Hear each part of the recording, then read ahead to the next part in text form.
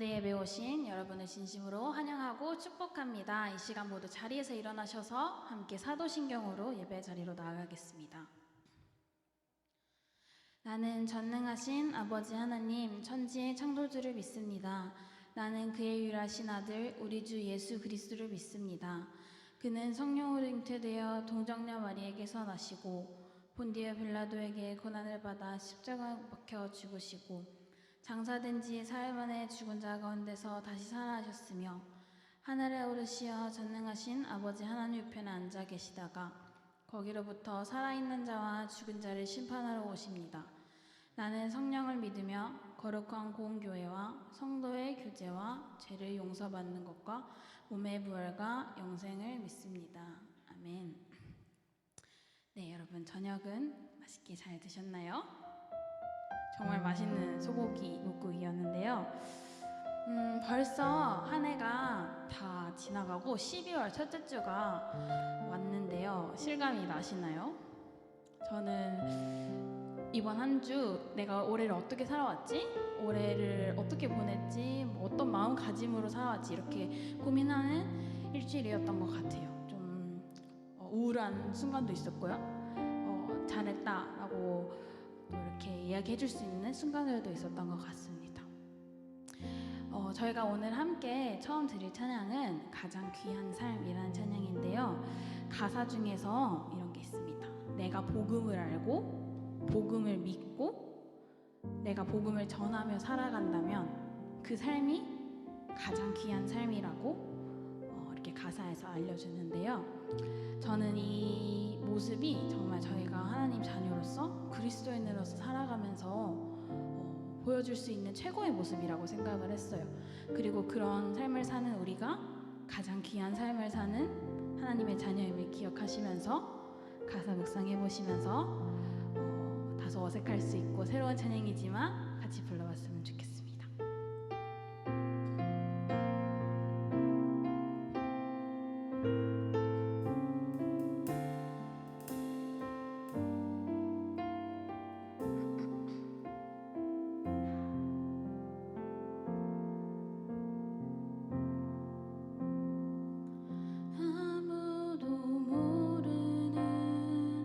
삶이라 하여도 스치듯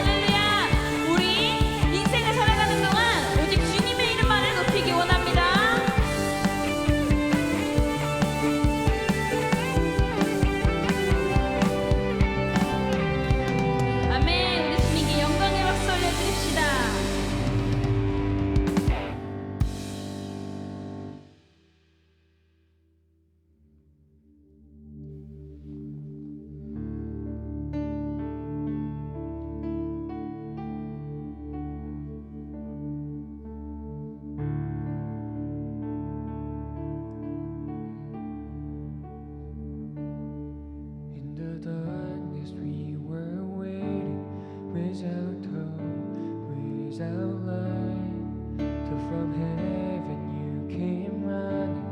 There was mercy in your eyes to fulfill the law and prophets. To a virgin came the word from a throne of endless glory to a cradle in the dirt.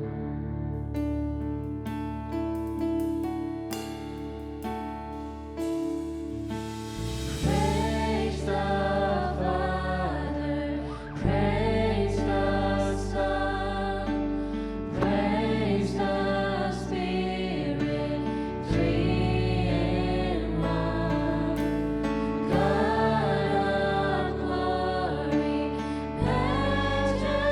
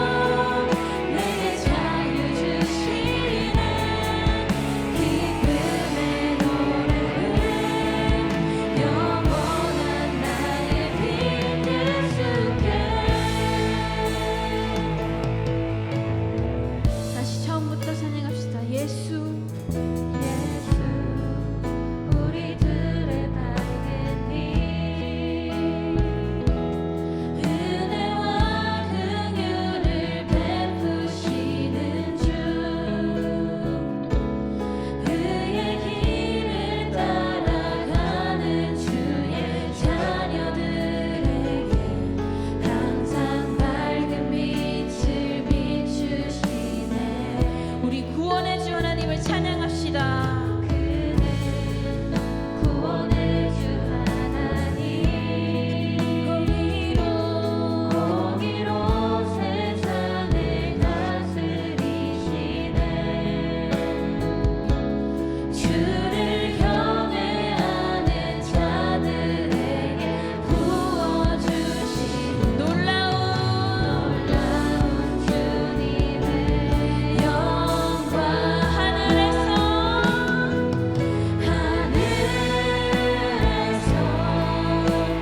찬란하게 빛나는 주의 영광 이 땅에 오셨네 어둠을 밝히고 내 생명 주시네 영원히 빛나는 나의 예수님 높이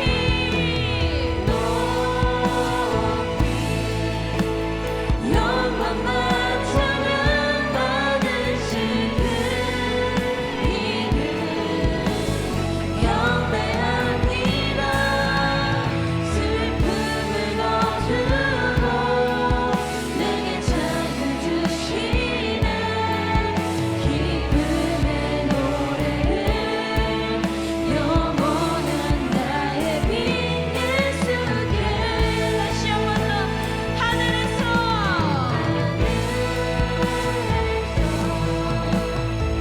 찬란하게 빛나는 주의 영광 이 땅에 오셨네 어둠을 밝히고 새 생명 주시네 영원히 빛나는 나의 예수님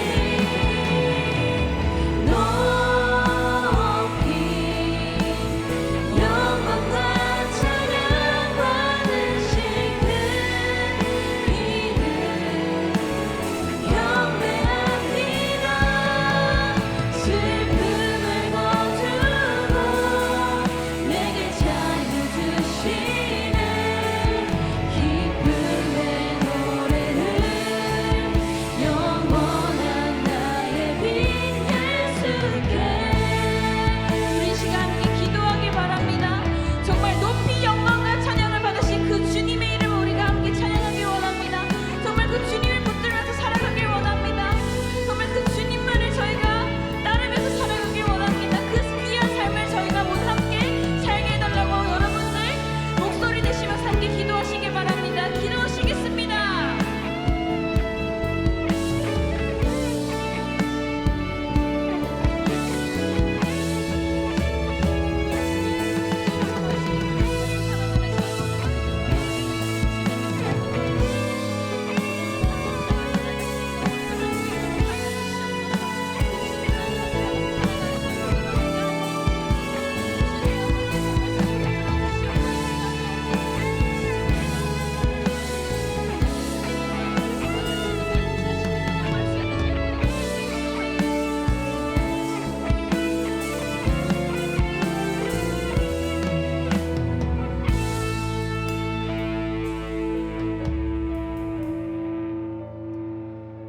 아멘. 이 시간 자리에 앉으셔서 함께 기도로 예배로 나가도록 하겠습니다.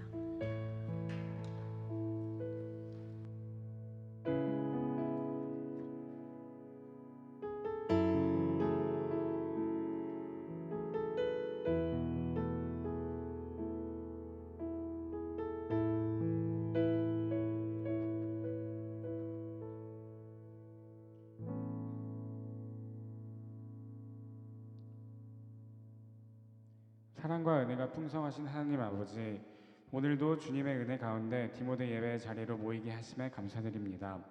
한 해를 마무리하며 저희의 삶을 주관하여 주시고 선한 목자 되신 주님의 은혜와 사랑에 감사드립니다. 하나님의 인도하심 가운데 주님과 함께 동행하며 나올 수 있었던 걸음 하나하나가 주님의 은혜였음을 고백합니다. 어떠한 상황 가운데서도 늘 감사의 고백으로 주님 앞에 나아갈 수 있는 디모데 선교회가 되길 소망합니다. 아울러 다가오는 한 해도 오직 주님의 은혜만으로 살아갈 수 있음을 기억하게 하시고 항상 낮은 마음으로 이웃과 주변을 더 섬기는 디모데 선교회로 거듭날 수 있는 은혜 허락해 주세요. 모든 영광과 찬양 주님께 드리며 주님을 더 알아갈 수 있는 한 해가 되기를 소망합니다. 오늘 드려지는 이 예배 가운데 찬양을 통해 높임 받으시고 말씀을 전하시는 김인 목사님께서도 성령님의 능력과 지혜를 더해 주셔서 우리 각자의 마음이 새롭게 변화되는 시간이 되기를 간구합니다. 분주한 마음 가운데 있는 저희가 잠잠히 주님을 바라볼 수 있게 하시고 온전히 주님의 음성에 귀 기울이는 시간이 되게 해주시길 기도합니다. 이 모든 말씀 살아계신 예수 그리스도의 이름으로 기도드립니다.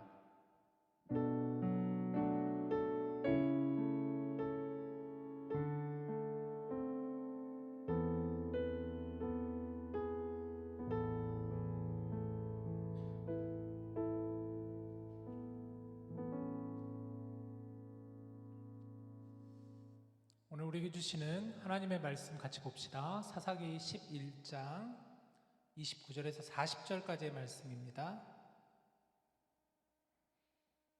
제가 먼저 읽을게요. 이에 여호와의 영이 입다에게 임하시니 입다가 길르앗과 므낫세를 지나서 길르앗의 미스베에 이르고 길르앗의 미스베에서부터 암몬 자손에게로 나아갈 때에 그가 여호와께 서원하여 이르되 주께서 과연 암몬 자손을 내 손에 넘겨주시면 내가 암몬 자손에게서 평안히 돌아올 때 누구든지 내 집 문에서 나와서 나를 영접하는 그는 여호와께 돌릴 것이니 내가 그를 번제물로 드리겠나이다 하니라. 이에 입다가 암몬 자손에게 이르러 그들과 싸우리니 여호와께서 그들을 그의 손에 넘겨주심에 아로엘에서부터 민닛에 이르기까지 20성읍을 치고 또 아벨 그라밈까지 매우 크게 무찌르니 이에 암몬 자손이 이스라엘 자손 앞에 항복하였더라. 입다가 미스바에 있는 속으로 잡고 춤추며 나와서 영접하니 이는 그의 무남 동료라. 입다가 이를 보고 자기 옷을 찢으며 이르되 어찌할꼬 내 딸이여 너는 나를 참담하게 하는 자요 너는 나를 괴롭게 하는 자 중에 하나로다. 내가 여호와를 향하여 입을 열었으니 능히 돌이키지 못하리로다 하니 딸이 그에게 이르되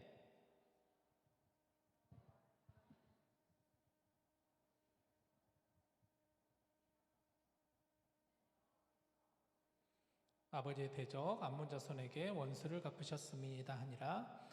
또 그의 아버지에게 이르되 이 일만 내게 허락하사 나를 2달만 버려두소서. 내가 내 여자친구들과 산에 가서 나의 처녀로 죽음을 인하여 애곡하겠나이다 하니 그가 이르되 가라 하고 2달을 기한하고 그를 보내니 그가 그 여자친구들과 가서 산 위에서 처녀로 죽음을 인하여 애곡하고 2달 만에 그의 아버지에게로 돌아온지라. 그는 자기가 서원한 대로 딸에게 행하니 딸이 남자를 알지 못하였더라. 이것이 이스라엘의 관습이 되어 이스라엘의 딸들이 해마다 가서 길르앗 사람 입다의 딸을 위하여 나흘씩 애곡하더라.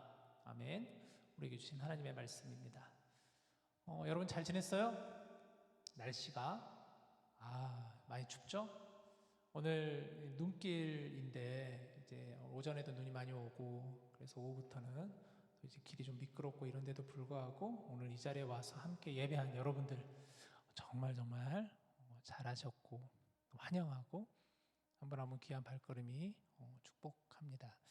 이따가 가실 때도 여러분 안전하게 잘 가셔야 돼요. 운전하시는 지체들 정말 운전 조심히 천천히 운전하시기를 바랍니다. 오늘 식사를 아까 우리 또 한영자매 또 멘트처럼 정말 추울 때 따뜻한 국밥 한 그릇이 생각나는데 맛있게 잘 준비해 주신 챗 갓 GPT 2.0 목장 왜 이렇게 목장 이름이 긴지는 모르겠는데 잘 먹었습니다. 맛있게 잘 먹었습니다. 대림절이에요. 지난 주일부터 대림절이 시작이 되었습니다. 대림절이라는 것은 라틴어로 이 정도는 여러분 좀 알아주셨으면 좋겠다 싶은 생각이에요. 어드벤투스라고 그래요. 어드벤투스 라틴어로 도착, 오다라는 뜻이에요. 대림절은 도착하다, 오다라는 뜻. 대림절은 예수님께서 이 땅에 오심을 기다리는 기다림의 절기입니다. 그러니까 기독교에서는 절기가 좀 여러 절기가 있는데 그 중에 하나가 대림절입니다. 또 사순절이 있죠. 부활절을 기다리는 사순절이 있고 대림절, 성탄절을 기다리는 대림절이 있습니다.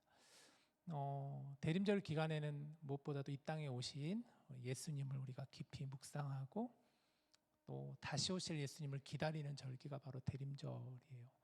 만약에 예수님께서 지금 이곳에 오신다면, 예수님께서 지금 이곳에 계시다면, 우리 눈으로 직접 보여진다면, 물론 예수님 계시지만 여러분 어떤 마음으로 예수님을 바라보시겠습니까? 그 마음을 가지고 여러분 기다리는 거예요. 그게 바로 대림절이라는 거죠. 우리가 이번 대림절을 정말 여러분 주님과 깊이 함께 동행하시는 절기가 될 수 있기를 바랍니다. 자, 오늘은 브로큰 히어로 6번째 시간인데요. 여러분 혹시 기도할 때 이런 기도 여러분 혹시 하고 계시는, 이런 기도 해본 적 있죠? 우리 많은 기도를 하는데 만약 기도할 때 이렇게 하는 거예요. 하나님, 만약 이번에 제가 목표로 하는 무언가를 이루어 주신다면 제가 앞으로 어떻게 하겠습니다. 예를 들면 하나님, 이번 이제 우리 파이널 시험 지금 여러분 다가오고 있잖아요. 지금 기말고사 준비하고 있는 친구들 많은데, 이번 시험을 만약에 잘 보게 해주신다면 제가 앞으로 이렇게 하겠습니다. 또 취업을 앞두고 있는 친구들은 하나님, 그 어려운 취업의 문이 만약에 열린다면, 저에게 열려진다면 제가 앞으로 이렇게 하겠습니다. 또 결혼을 앞두고 있는 친구들은 하나님, 결혼을 하게 해주신다면, 좋은 짝을 만나게 해주신다면, 또 어떤 분들이 이제 자녀를 놓고 이렇게 하는 기도들 있죠. 이런 기도를 무슨 기도라고 할까? 이런 기도를 저는 이게 제 나름대로 붙여보자면은, 저는 이런 기도를 마치 거래하는 기도와 같다라는 생각이 들어요. 거래하는 기도. 하나님께서 만약에 이렇게 해주신다면 제가 어떻게 하겠습니다라는 그런 기도를 바로 거래하는 기도. 우리가 하나님을 믿는다고 하지만 사실 마음 깊은 곳에서는 어쩌면 하나님과 일종의 거래하는 경우가 참 많지 않나 싶어요. 어쩌면 우리는 신앙을 하나님께 드리는 헌신이라고 생각하지 않고 오히려 하나님께서 나의 요구를 관철시키기 위한 어떤 거래하는 대상으로 하나님을 여기면서, 하나님 이렇게 해주신다면 제가 이렇게 하겠습니다 하는 마음을 가지고 있지 않나 싶습니다. 더 솔직하게 얘기하면 우리 안에 이런 마음이 있기도 하죠. 하나님, 제가 이렇게 했으니까, 이 정도는 제가 했으니까 하나님도 좀 이렇게 해주셔야 되는 거 아닌가요? 하는 마음이 있을 때가 있죠. 여러분 어떻게 생각하시나요? 사실 이런 신앙은 하나님을 제대로 믿는 신앙은 아니겠죠. 내가 원하는 결과를 믿는 것이고 내 계획이 중심이 되는 신앙이라고 할 수가 있겠죠. 우리가 지금 보고 있는 사사기에 나오는 이스라엘 백성들의 모습이 꼭 마치 이런 모습처럼 비춰질 때가 참 많은 것 같아요.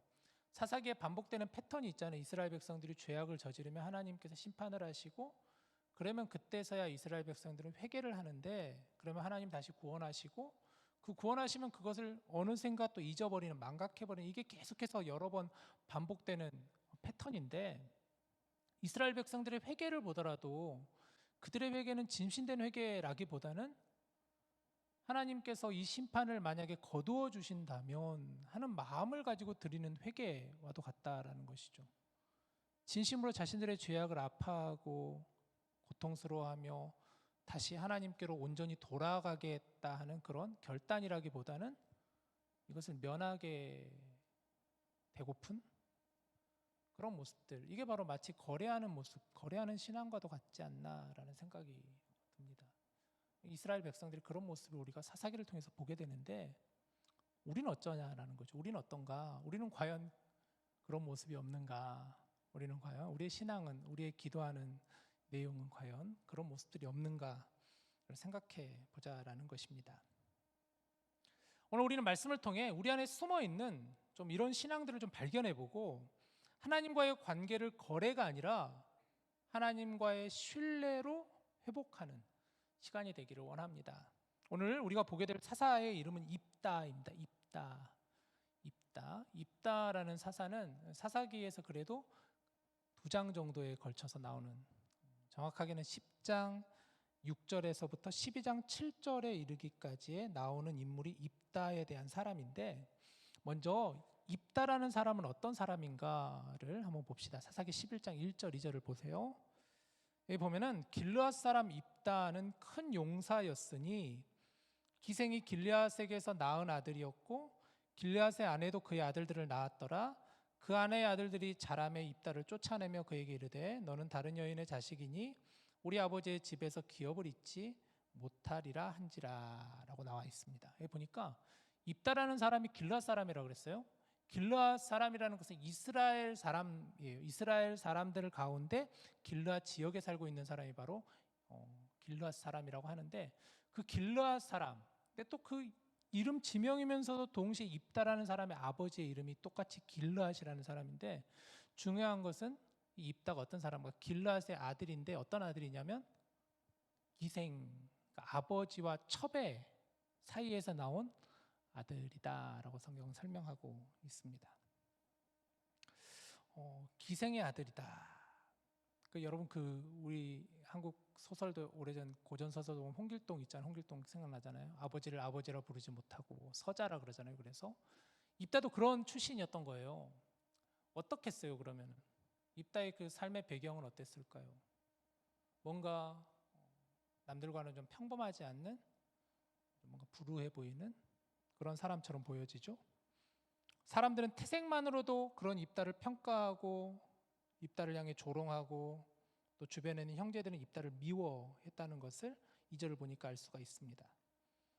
아무리 입다가 뛰어난 용사라고 해도 그의 마음속에는 나는 늘 부족한 사람, 나는 항상 밀려있는 사람이라는 깊은 자격지심이 자리했을 거예요.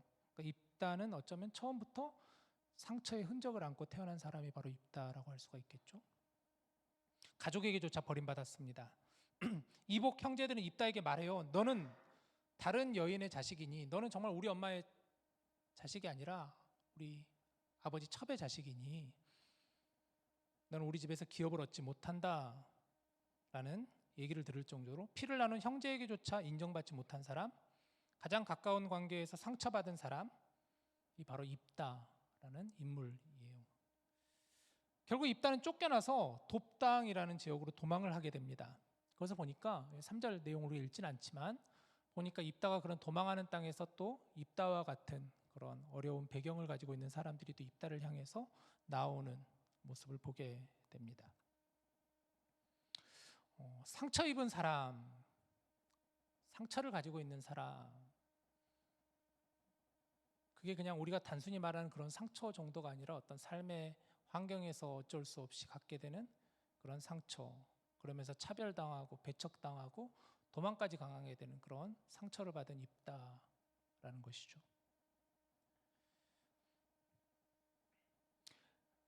그러나 주변 모든 사람이 또 입다를 이렇게 버렸는데 말씀을 가만히 보면 하나님은 그런 입다를 버리지 않으셨다라는 것을 우리는 말씀을 통해서 보게 됩니다.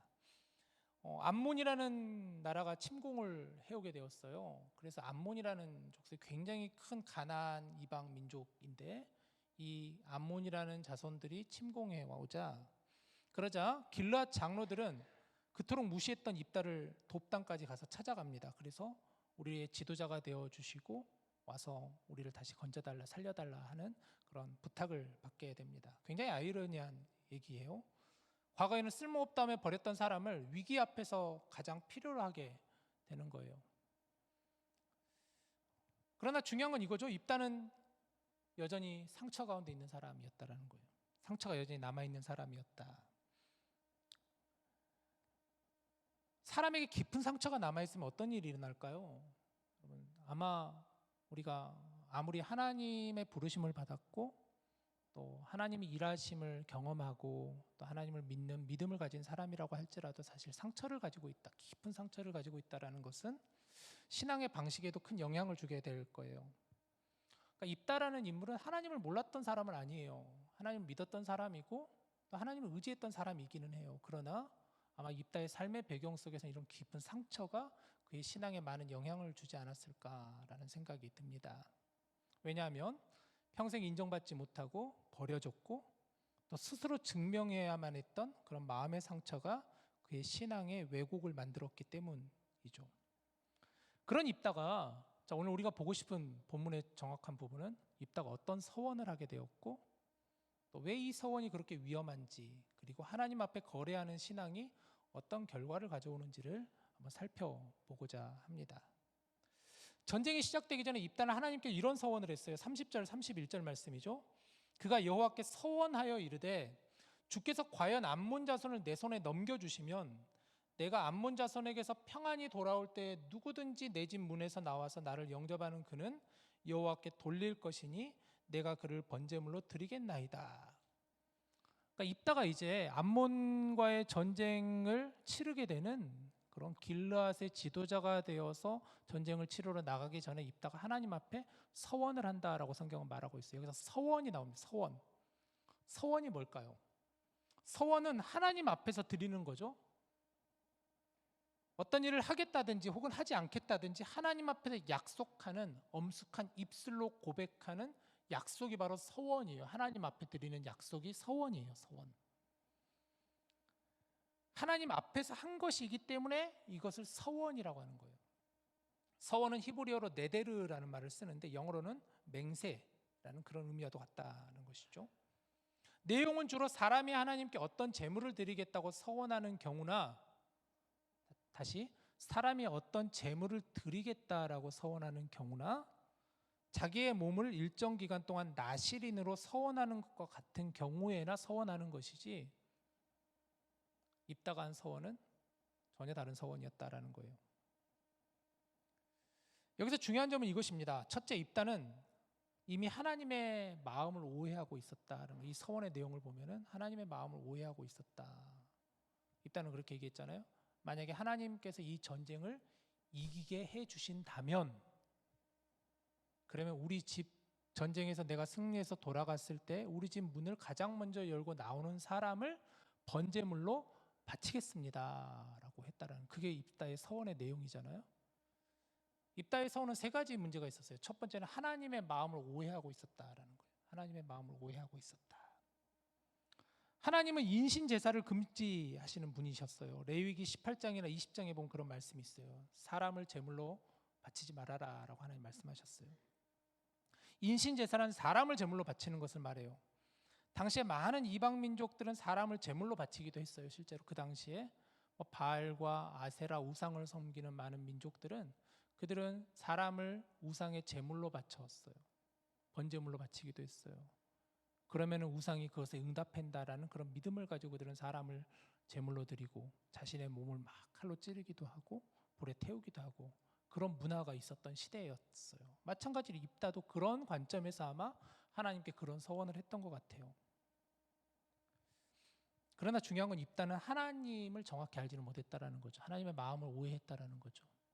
하나님은 그런 하나님이 아니신데, 그런 인신 제사를 기뻐하지 않는 하나님이신데, 그런 제사를 바치는 것을 하나님은 원하지 않는 하나님이신데 입다는 하나님을 오해하고 있었다. 두 번째, 입다는 하나님은 물건으로 거래하는 신으로 오해했다라는 거죠. 입다는 하나님에게서 승리를 얻기 위해서 뭔가를 내놓아야 한다라는 생각을 가지고 있었다라는 거예요. 뭔가를 내놓아야만 하나님이 그 승리를 하게 하실 것이다라는 그런 생각을 가지고 있었다라는 거죠. 첫 번째와 약간 연결되는 부분이죠. 그에게 하나님은 조건을 걸면은 응답을 주는 신, 내가 어떤 값을 지불하면 축복을 주는 신으로 입다는 그런 하나님을 오해하고 있었다라는 거죠. 자신의 문화, 이방 종교, 또 자신의 상처난 경험 속에서 그는 하나님을 보게 되었어요. 그러다 보니까 그의 신앙이 왜곡되어다 보니까 결국은 하나님을 그렇게 오해했던 것이죠. 뭔가를 드려야만 하나님은 응답하시는 분이시다. 뭔가를 드려야만 하나님 응답하시는 분이시다. 세 번째, 입다의 서원은 너무나 모호하고 위험했어요. 그의 서원 내용을 보더라도 내 집에서 나오는 누구든지 내가 번제물로 드리겠습니다라고 했잖아요. 내 집에서 누구든지 나오면은 굉장히 위험하고 모호했죠. 사실 입다가 전쟁에서 승리해가지고 집에 들어간다면 누가 먼저 나오겠어요? 아마 사람이 먼저 나오지 않겠어요? 아마 입다의 마음속에는 당연히 우리가 내용을 알고 있지만 자기의 딸이 나올 거라는 생각도 못했겠죠. 그러나 자기 집안에 자기가 거느린 어떤 하인이라든가 누군가가 나올 거라는 생각으로 그는 그가 누구든지 제가 번제물로 드리겠습니다라고 했었던 것이죠. 굉장히 위험했죠. 또 모호하기도 했죠.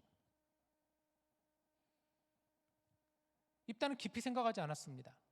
그의 서원은 하나님을 향한 믿음에서 나온 것이 아니라 어쩌면 불안함과 조급함과 또 그가 가지고 있는 내면의 깊은 상처 속에서 나온 서원이라고 할 수가 있을 것이에요.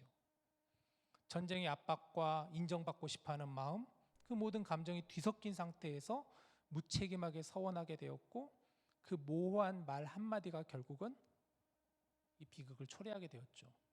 어떤 내용이냐? 34, 35절을 보세요. 입다가 미스바에 있는 자기 집에 이를 때 보라, 그의 딸이 소고를 잡고 춤추며 나와서 영접하니 이는 그의 무남 동료라. 여기 보니까 34절을 보면은 입다가 이제 암몬과의 전쟁에 나가서 성경 뭐라고 했냐면 하나님께서 암몬 자손과의 전쟁에서 승리케 하셨다라고 성경은 말하고 있어요.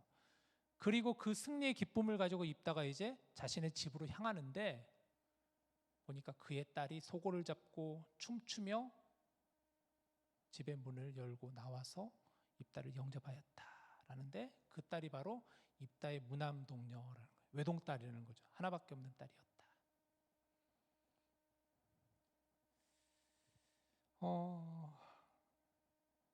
여러분 이것은 마치 기쁨의 장면이잖아요. 사실 딸이 막 소고를 잡고 춤을 추면서 우리 아버지께서 전쟁을 승리하게 하셨습니다 하면서 기뻐서 춤을 추는데 딸은 전혀 그 사실을 모르고 아버지의 서운한 사실을 모르는 상황에서 그런 상황인데 기쁨의 상황이지만 그러나 그 기뻐하는 모습을 보고 있는 입다의 마음은 어땠을까요? 그게 35절이에요. 보세요. 입다가 이를 보고 자기 옷을 찢으며 이르되 어찌할꼬 내 딸이여 너는 나를 참담하게 하는 자요 너는 나를 괴롭게 하는 자 중에 하나로다. 옷을 찢으면서 입다가 이렇게 막 외치는 거예요. 소리를 질렀겠죠 아마. 옷을 찢는다라는 것은 뭔가 내 마음이 찢어지는 것과 같이 너무나 슬프고 괴롭고 이런 표현이잖아요. 여러분이 만약 이런 딸의 모습을 보고 있는 입다였다면 어땠을 것 같아요? 똑같지 않겠어요? 내가 이런 서원을 했는데 갑자기 가장 먼저 나온 사람이 세상에서 정말 바꿀 수 없는 내 외동딸이 아무것도 모른 채 소고를 추며 춤추며 기뻐 춤추며 나를 맞이하고 있는 그 모습을 보고 있는 모습이 어떠겠어요? 입다도 그렇게 반응을 했던 것이죠. 그는 그제서야 아마 자신이 얼마나 어리석고 위험한 서원을 했는지 깨달았을 거예요. 이 서원이 내 가장 중요한 소중한 존재, 내 자신의 미래, 나의 가장 큰 기쁨을 빼앗아가게 되었다는 것을 그제서야 그는 깨닫게 되었을 거예요. 그 마음이 여러분도 느껴지시죠? 그런데 말씀을 가만히 봐보세요. 다시 한번 35절 한번 보여주시면은 그러면서도 입다가 이렇게 얘기해요. 내가 여호와를 향하여 입을 열었으니 능히 돌이키지 못하리로다. 내가 여호와를 향하여 입을 열었으니 능히 돌이키지 못하리로다. 자기가 이렇게 서원을 했는데 딸이 그렇게 나왔으면은 지난주에 이제 목자단 성경 공부하면서 이 장면을 같이 이렇게 얘기 나누면서 우리 같으면 어땠을 것 같아? 이렇게 물어봤어요. 그러니까 이제 다들 저도 그랬었던 것 같고 우리 다른 친구들도 마찬가지로 물으면 되잖아요. 그냥 이렇게 얘기를 하더라고요. 그냥 말로 이렇게 한 거 안 지키면 되는 거 아닌가요? 근데 입다는 그러지 않았어요. 내가 여호와께 입을 열었으니 능히 돌이킬 수 없었다라고 얘기를 합니다. 입다가 서원에 대한 결과를 대하는 태도를 보게 되죠. 자기의 서원을 매우 진지하게 그리고 진정성을 가지고 그는 받아들이고 있어요. 자신의 말이 하나님 앞에서 얼마나 무거운지를 그래도 입다는 알고 있었던 거죠. 그죠? 하나님을 향해 한 약속을 그는 가볍게 여기지 않았어요.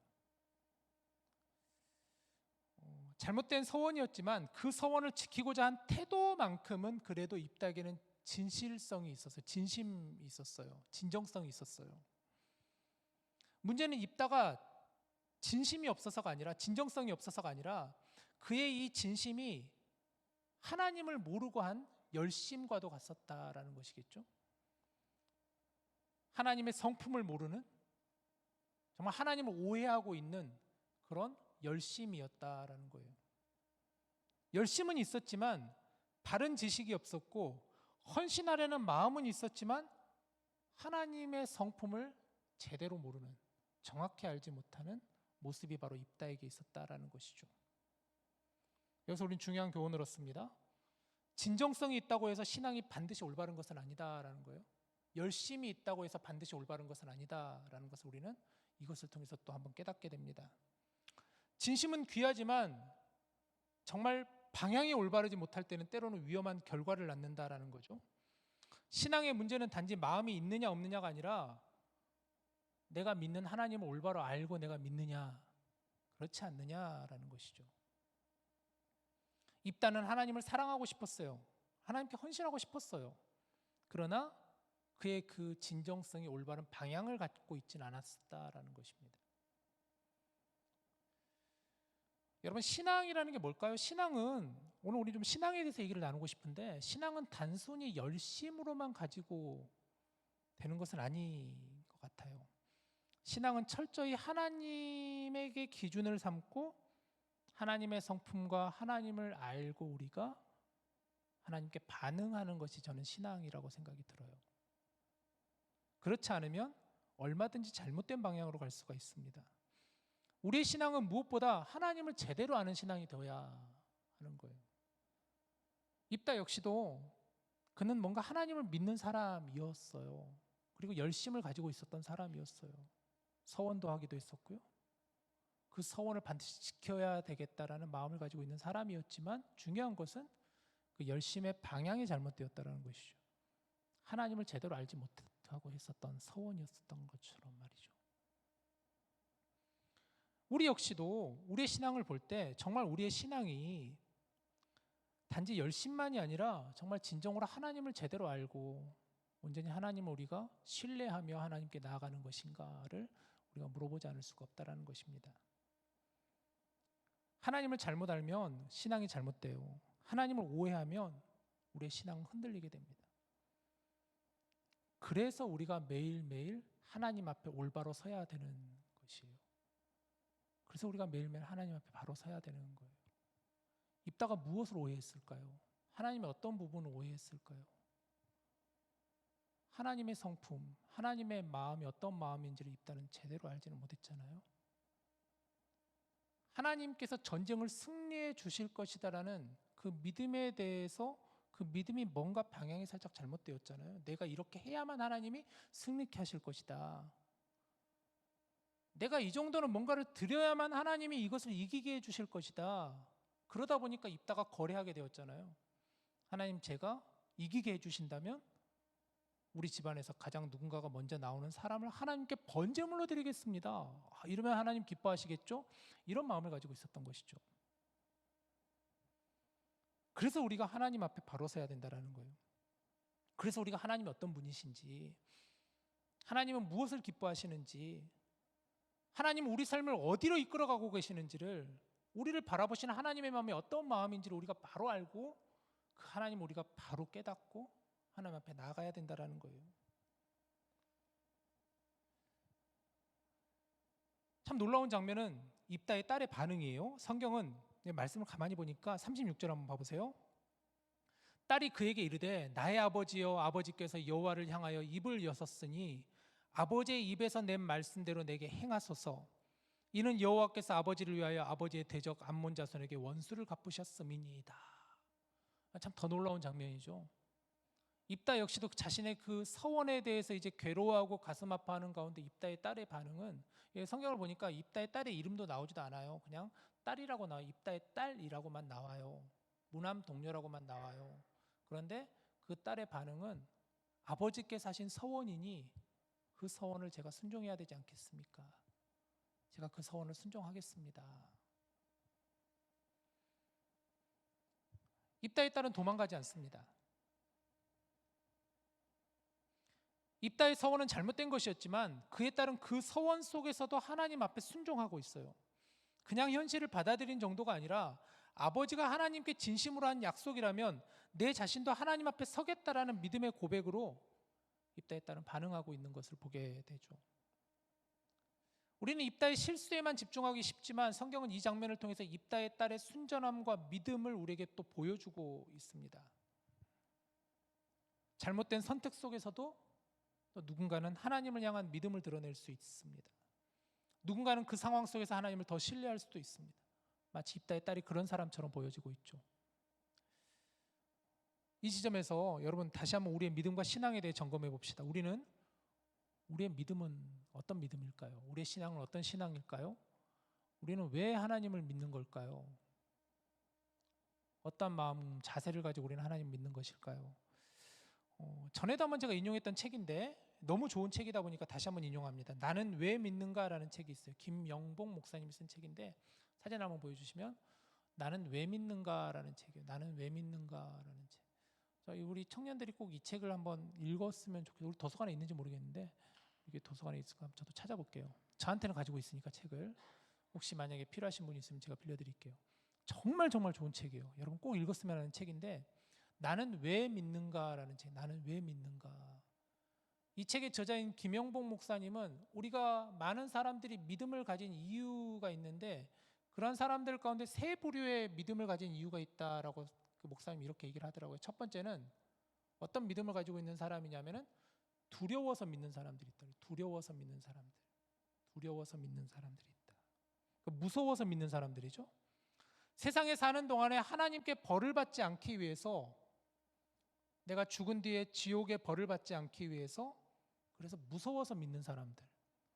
하나님 안 믿으면은 내가 뭔가 불이익이 있을 것 같아서 그래서 믿는 사람들이 있다. 많은 사람들이 이런 동기로 믿기 시작합니다. 그러나 이 상태에 머물러 있으면 안 되죠. 그렇게 믿기 시작했더라도 하나님을 진정으로 알아보고 하나님과 친밀해진다면 무서워서 믿는 단계에 머물러서는 안 되죠.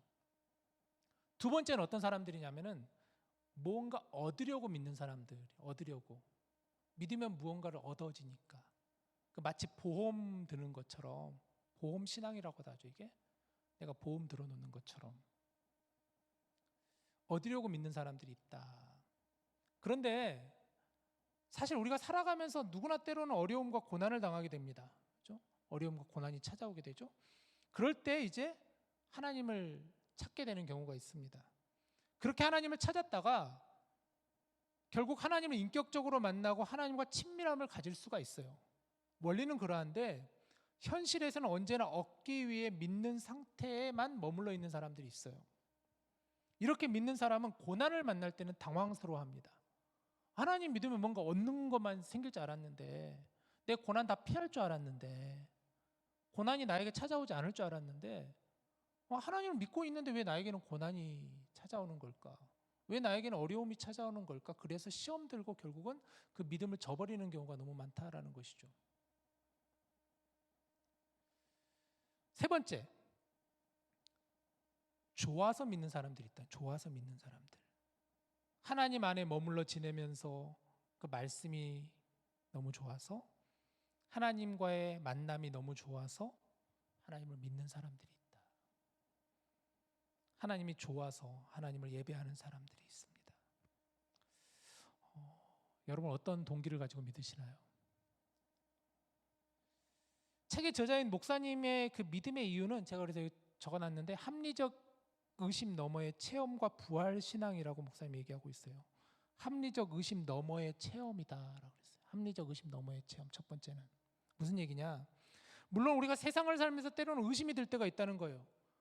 믿음을 가지고 있으면서도 하나님이 나와 함께 하신다는 것을 믿고 있으면서도 때로는 합리적으로 의심을 할 때가 있어요.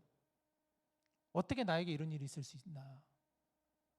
하나님 분명히 나에게 함께 하신다고 했는데 어떻게 하나님 나에게 이런 일이 있을 수 있나요? 라는 의심이 들 수가 있어요. 이거는. 하지만 그러한 의심 너머의 체험을 통해서 하나님을 만났다라는 거예요. 삶의 흔적 속에서 수없이 경험되었던 하나님의 숨결을 느낄 수 있었다라는 거예요. 그 고난 가운데서도 하나님의 숨결을 느낄 수 있었다라는 거죠.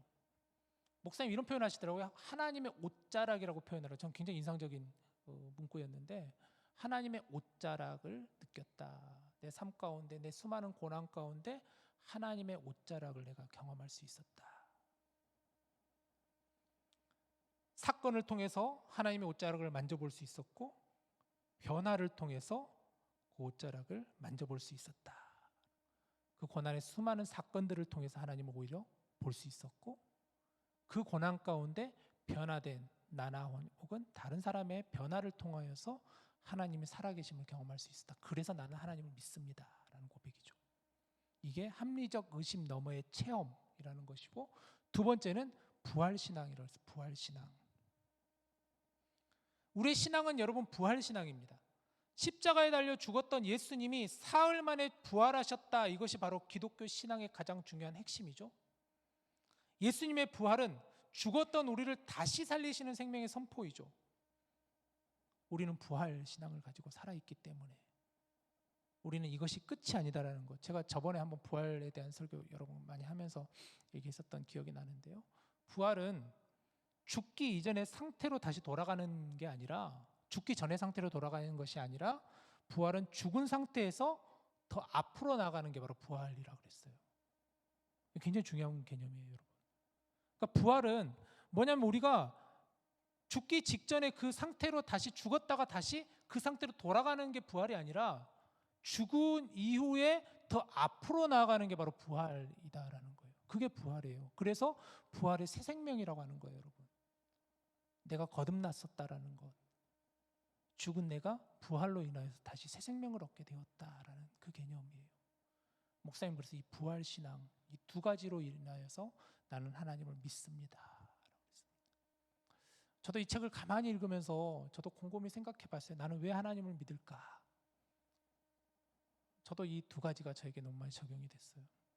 저도 제 삶의 체험 속에서 하나님을 경험하게 되었어요.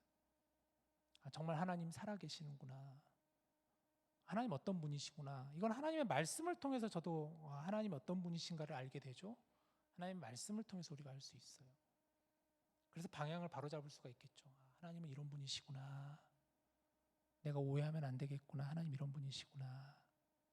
그리고 제 삶의 수많은 체험과 경험 속에서 저 역시도 합리적 의심 가운데서도 그것을 넘어서는 체험이 있었기에 하나님을 믿을 수 있었다라는 것이죠.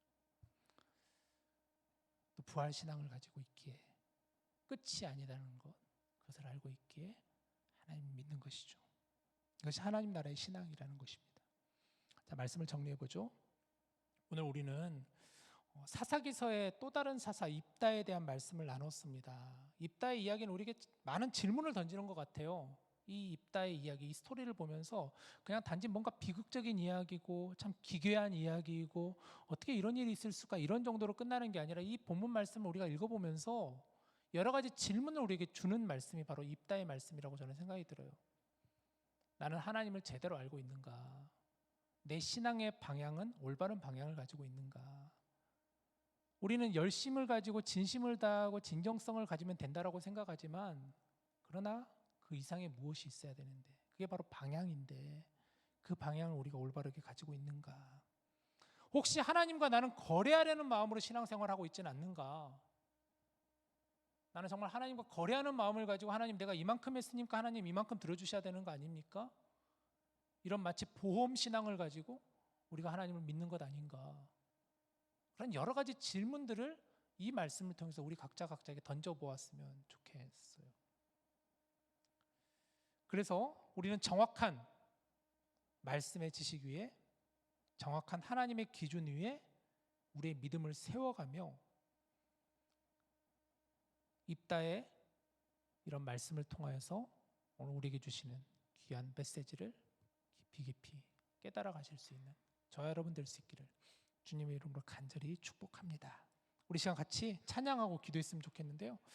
이 찬양을 같이 부르고 기도했으면 좋겠다 싶었어요. 세상 흔들리고 사람들은 변하여도, 믿음 흔들리고 사람들은 다 주를 떠나도 뭐라고 고백하냐면 나는 그래도 주님을 섬기겠습니다. 왜냐하면 이것은 하나님을 온전히 신뢰하는 믿음이 있었기 때문에 이렇게 고백할 수 있는 거예요. 어떤 조건이 있어서 하나님을 믿는 게 아니라, 사람들이 뭐 하나님을 떠난다고 나도 그것을 변화하고, 사람들이 하나님께로 다가온다고 나도 그렇게 오는 그런 정도의 차원이 아니라, 진짜 믿음을 가지고 하나님을 정말 신뢰하는 마음을 가지고, 하나님은 정말 살아계신 하나님이시고 사랑과 평화의 하나님이시고 공의와 정의의 하나님이시고 약속을 지키신 하나님이시고 신실하신 하나님이심을 내가 믿습니다 하는 마음을 가지고 고백하는 찬양이 이 찬양인데요. 우리 같이 함께 이 찬양 드리고 같이 기도했으면 좋겠습니다.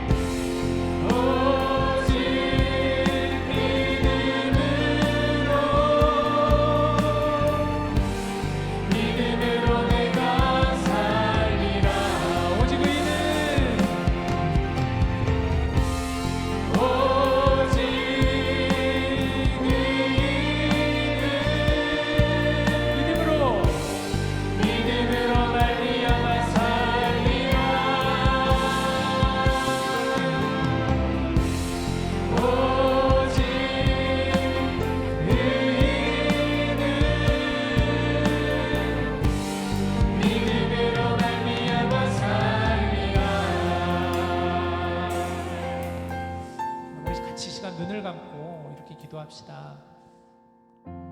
정말 우리 하나님 온전히 신뢰하고 있나요? 여러분, 하나님을 온전히 의지하고 하나님의 성품을 올바로 우리가 이해하고 하나님을 알고 우리가 믿나요?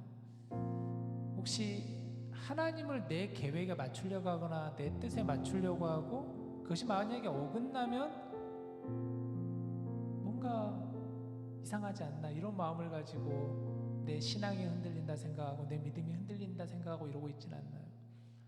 그럼 사실 하나님은 변치 않으신 분이시고 하나님은 온전하신 분이시고 하나님은 사랑과 인자와 자비와 긍휼의 하나님이신데 그 하나님을 우리가 오해하고 있지 않나 싶은데, 이 시간 우리 같이 기도할 때 하나님, 제가 제 신앙의 방향이 올바르게 하여 주시옵소서.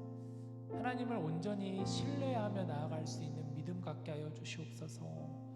하나님, 나를 여기까지 인도하시고 이곳까지 이끌어 주셨는데 하나님, 내가 순간 흔들렸습니다. 이 시간 다시 한번 하나님을 믿고 의지하며 나아갈 수 있는 자가 될 수 있게 해달라고 우리 신앙을 이 시간 다시 한번 점검하며 바라보며 같이 함께 기도합시다. 같이 기도하겠습니다. 하나님, 우리가 신앙생활을 하면서 참 여러 모양으로 우리가 신앙생활을 하며 나아가는데 사실 우리가 하나님을 의심할 때가 너무나 많았습니다. 하나님께서 살아계심을 인정하지 못할 때가 많았습니다. 내 마음의 상처와 내가 가지고 있는 두려움과 내 안에 있는 연약함으로 인하여서 하나님을 함부로 재단하였고 판단하였습니다. 마치 하나님과 거래하는 것처럼 내가 이것을 주는 것으로 인하여 하나님께서 응답하신다는 잘못된 믿음을 가지고 하나님께 나아가지 않았나 싶습니다. 오늘 이 시간 이따이 복음 말씀을 통하여서 우리에게 주시는 여러 가지 질문들이 있어요. 나의 믿음은 과연 어떤 이유로 하나님을 믿는 것인가? 정말 내가 하나님을 좋아서 믿는가? 하나님을 신뢰하며 믿는 것인가? 아니면 내가 무언가 무서워서 두려워서 무언가를 얻을 수 있을 것 같아서 마치 보험을 들듯이 거래하는 것과 같은 신앙을 하고 있는 것은 아닌가 하는 그러한 마음을 가지고 오늘 이 시간 우리의 믿음을 다시 한번 보게 하여 주시옵소서. 아무리 사람들이 하나님을 떠나고 아무리 사람들이 우리를 손가락질하더라도 우리는 정말 믿음으로, 오직 믿음으로 살아갈 수 있는 자가 되게 하여 주시옵소서.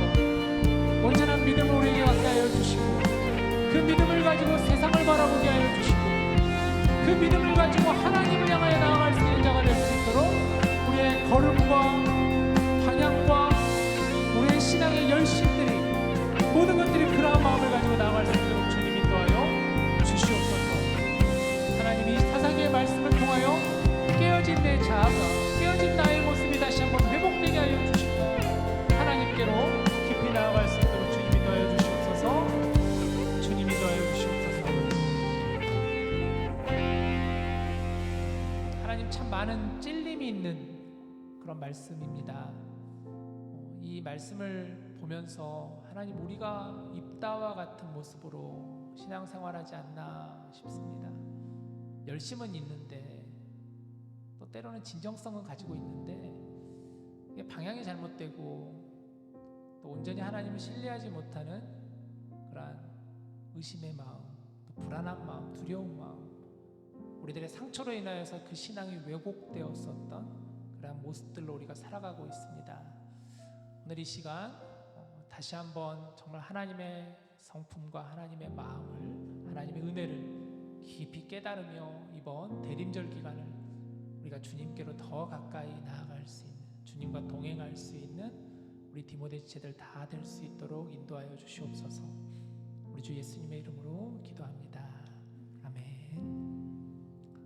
이 시간 준비한 예물을 주님께 올려드릴까요?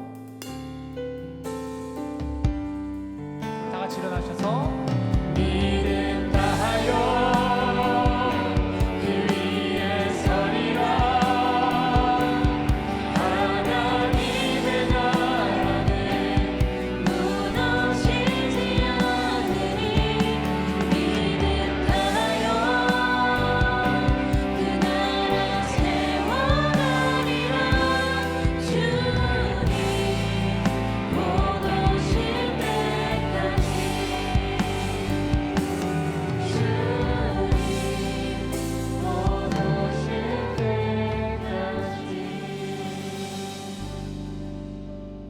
한 주간도 우리를 지키시고 인도하시고 오늘 또 이 자리에 안전하게 주의 성전에 나와 예배하는 우리 귀한 하나님의 청년들, 하나님의 사람들 위해 하나님 친히 안수하여 주시고, 특별히 기말 시험을 준비하고 있는 우리 학생들에게는 지혜를 주시고 능력을 허락하여 주시고, 또 이 추운 이 겨울 가운데 어렵고 힘든 삶을 살아가는 우리 이웃들에게는 정말 하나님의 큰 긍휼하심과 은혜와 자비가 넘쳐나게 하여 주시옵소서. 우리 사랑하는 디모데 지체들 모임 가운데 풍성한 은혜가 있게 하여 주시고, 정말 하나님과 함께 늘 동행할 수 있는 저희들의 인생이 되게 하여 주옵소서. 다 주님 앞에 올려드리며 우리 주 예수님의 이름으로 감사하며 기도드립니다. 아멘. 여러분 자리에 앉으시길 바랍니다. 네, 시작하겠습니다. 저희 먼저 식사 준비해주신 책과 PT 시즌2 목장 다시 한번 감사드립니다. 짝짝 잘 먹었습니다. 진행됩니다. 중보기도 모임도 매주 수요일마다 7시에 계속해서 진행이 됩니다. 큐티 나눔 모임도 매주 토요일마다 아침 9시에 진행이 됩니다. 또 성탄 전야 촛불 예배에 대해서는 저희가 몇 번씩 광고를 들었었는데 12월 20일 토요일날 7시 저희 교회에서 성탄 전야 예배가 있습니다. 그때 각 선교회마다 좀 나와가지고 살짝 이제 이러저런 것들을 행사가 있는데, 저희는 앞서 광고 들었듯이 플래시몹을 합니다. 기가 막히죠? 그래가지고 먼저 춤출 사람들 같이 춤을 춰봤는데 겁나 어렵더라고요. 그래가지고 여러분들께서는 그 다음 주에 같이 겪으시면 되겠습니다. 다음 주 예배 후에 그래서 연습이 있고요. 그때 하십시오. 네, 파이널 파이팅 광고를 드리겠습니다. 파이널 파이팅 저희가 올해는 좀 캠퍼스에서 진행을 좀 해볼까 합니다. 그래가지고 12월 9일날 화요일 7시에서 9시 사이에 이제 H색 2-193에서 저희가 좀 그냥 간단한 먹을 것들, 말스카스 같은 거 갖고 있다가 좀 이제 오시는 대로 드리고, 만약에 족이 소진된다면 그대로 이제 장사 접는 걸로 생각을 하는데, 좀 더 이제 생각을 했을 때 이제 디모데뿐만 아니라 혹시 또 그 학교에 캠퍼스에 있는 다른 한인들, 또 학부생들 같이 공부하다가 데리고 오고 싶은 사람 있으면 같이 그냥 편하게 데리러 오시고, 저희도 또 이제 그 학생 애들한테 카톡으로 또 잠깐 이런 행사를 한다, 그러니까 편하게 와라 라고 얘기를 할 건데요. 다시 한번 물품이 족이 소진되면은 족이 종료하니까 만약에 오고 싶으시면은 빨리 오시기를 추천합니다. 네, 파이널 파이팅 하시길 바랍니다. 봄학기 목장 참여 인원 조사가 내일부터 이제 구글 폼을 통해서 나갈 예정입니다. 저희가 봄학기는 내년도에는 1월, 5월까지 진행이 될 예정인데, 함께 하시고 싶으시면은 구글 폼 보시자마자 하시는 걸 추천합니다. 12월 주요 일정 다음 것 같습니다. 이제 올 한 해가 끝나가는데 12월 22일 날에 성탄 전야 예배 있고, 방금 말씀드렸던 9일에 파이널 파이팅 있는 거 외에는 별다른 일정이 없습니다. 목장 종강은 12월 26일 날에 진행이 될 예정입니다.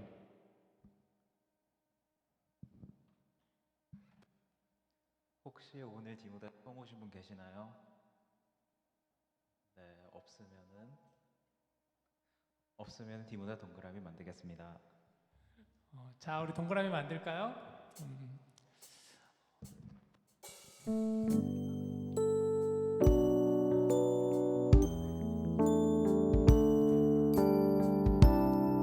우리 서로를 사랑하는 마음을 가지고 함께 바라보며 축복합시다.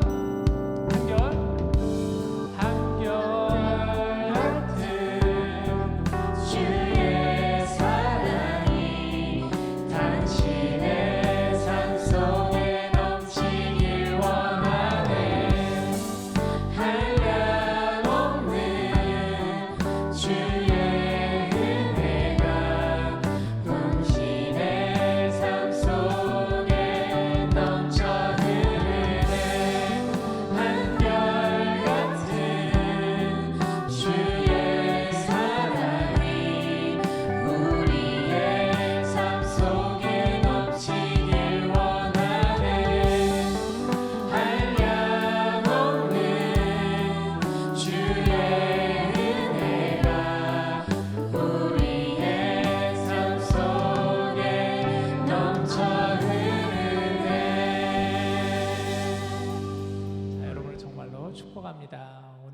12월 첫 주인데요. 12월 생일인 분들 잠깐 앞으로 한 걸음만 나와주시면 뭐가 없나요? 뭐가 없다는 거죠? 그랬습니까? 알겠습니다. 다음 주에 하도록 하겠습니다. 오늘 우리 이제 디모데를 떠나는 지체가 있는데 그걸 잠깐 소개하기 전에 이번 아까 광고를 잠깐 했지만 파이널 파이팅에 대해서 조금만 더 부연 설명을 드리자면 우리가 예전에는 이 파이널 파이팅을 하면서 우리 디모데 지체들끼리 이렇게 서로 그냥 응원하고 또 음식을 준비해서 나눠 먹는 그런 시간이었어요. 그래서 학생도 해당되고 직장인도 해당되고 다 그렇게 했었는데 좀 방법을 바꿔보자 그랬어요. 정말 우리가 파이널 파이팅에 맞게 학생들에게 좀 이것을 우리가 좀 하는 시간이 되었으면 좋겠다. 그래서 한인 학생들을 대상으로 이번에 하게 됩니다. 그래서 여러분 주변에 있는 많은 우리 미네소타 한인 대학 학생들에게 소개해 주시고 아마 여러 경로로 광고가 나갈 거예요. 구글 폼으로 나가고 그럴 거니까 그걸 꼭 여러분들 잘 참고해 주시기를 바랍니다. 오늘 예배가 마지막인 우리 지체가 있는데 김태현 형제 잠깐 앞으로 나오시면은 아마 많은 분들이 아시죠? 태현 형제.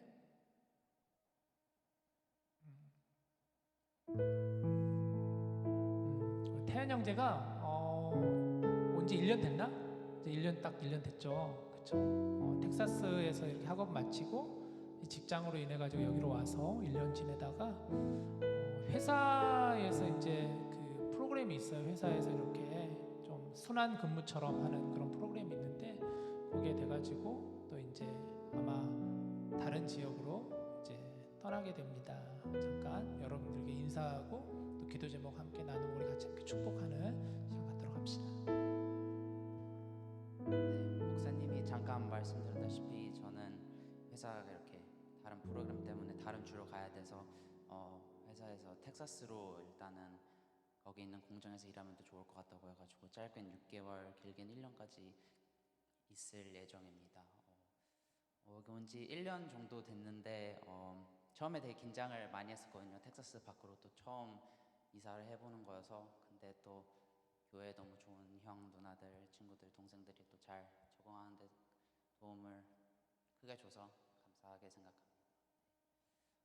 기도 제목은 제가 사실 내일 한국을 가서 일단 한국을 잠깐 휴가 써서 여행을 잠깐 갔다 오는 거여서 한국 갔다 오는 길 또 안전하게 잘 갔다 올 수 있게 기도해 주시길 원하고요. 그리고 두 번째는 또 갔다 오면 또 이삿짐을 또 열심히 싸서 또 텍사스를 운전해서 바로 가야 되기 때문에 그것도 잘 하고 또 텍사스 가서 또 새로운 팀이랑 또 일 잘하고 적응할 수 있게 그거 세 개가 제 기도 제목입니다.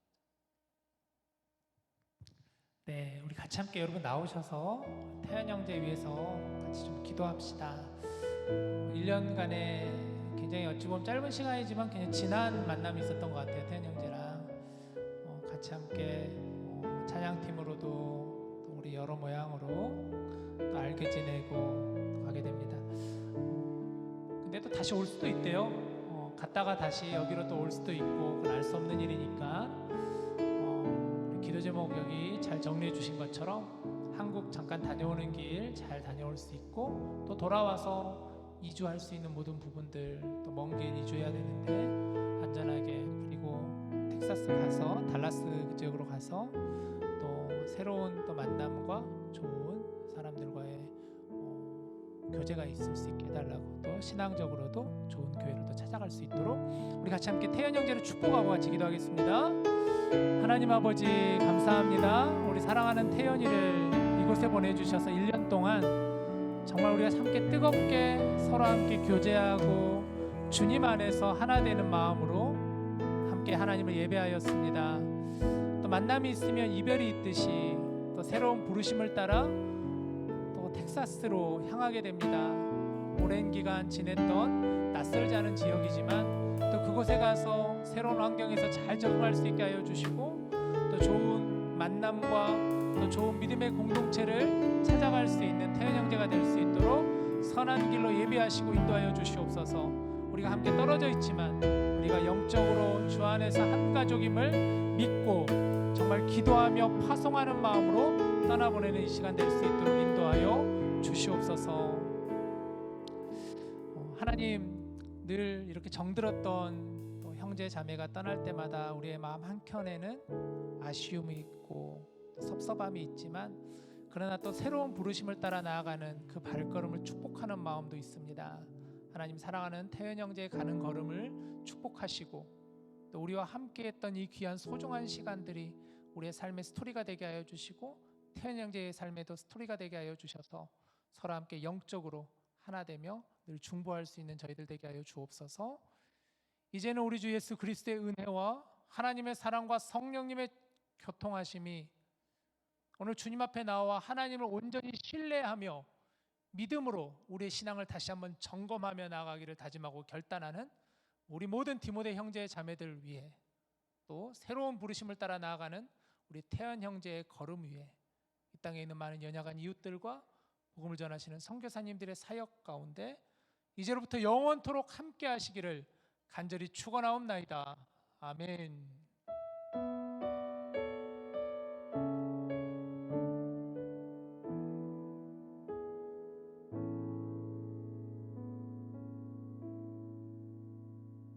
우리 같이 사진 찍을까요? 네, 앞으로 좀 오시면.